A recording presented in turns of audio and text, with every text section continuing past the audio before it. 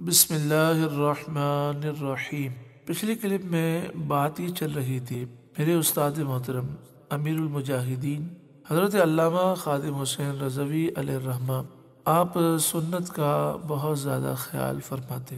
نبی کریم صلی اللہ علیہ وآلہ وسلم کی تعلیمات ہیں کہ جب تک شدید بھوک نہ ہو کھانا تناول نہ کریں، اور جب کھانا کھائیں پیٹ بھر کے نہ کھائیں بلکہ ابھی بھوک باقی ہو کھانا کھانا چھوڑ دیں۔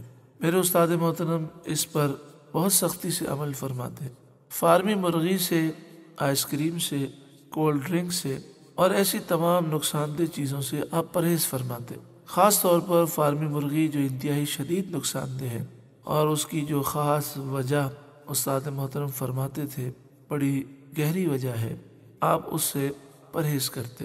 ایک دفعہ آپ کا خون ٹیسٹ ہوا، جب وہ میڈیکل رپورٹ ڈاکٹر نے دیکھی تو ڈاکٹر دیکھ کے حیران ہو گیا۔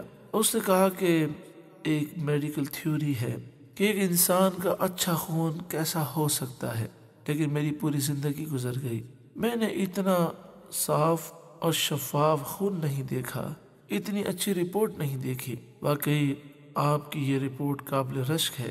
استاد محترم صفائی کا بھی بہت خیال کرتے، صحت کا بھی خیال رکھتے اور لوگوں کو پیغام دیتے کہ یہ سب سنتیں ہیں۔ ڈاکٹر نے سوال یہ کیا کہ آپ کا خون اتنا اعلیٰ ہے تو یہ بتائیے آپ کھاتے کیا ہیں؟ استاد محترم نے فرمایا، میں نبی کریم صلی اللہ علیہ وسلم سے عشق و محبت رکھتا ہوں، محبوب کریم کی شان بیان کرتا ہوں، ان کا ذکر کرتا ہوں اور کثرت سے درود پاک پڑھتا ہوں۔ یہی وجہ ہے کہ میرا یہ خون ایسا ہے۔ جس شخص کے اندر یہ خوبیاں ہوں گی اس کا خون ایسا ہی ہوگا۔ یہ کہہ کر آپ مسکرائے تو ڈاکٹر نے آپ کے دانت دیکھے تو حیران ہو گیا، کہا کہ اتنے خوبصورت دانت؟ تو آپ نے فرمایا، ہاں، میں نبی کریم صلی اللہ علیہ وسلم کی سنت کے مطابق جو مسواک کرنے کا طریقہ ہے اور جو صحیح طریقہ ہے اس کے مطابق میں مسواک کرتا ہوں۔ اللہ تعالیٰ نے سنت کی آپ کو یہ برکتیں عطا فرمائیں۔ اللہ رب العالمین ہمیں بھی ایسی پاکیزہ زندگی نصیب فرمائے۔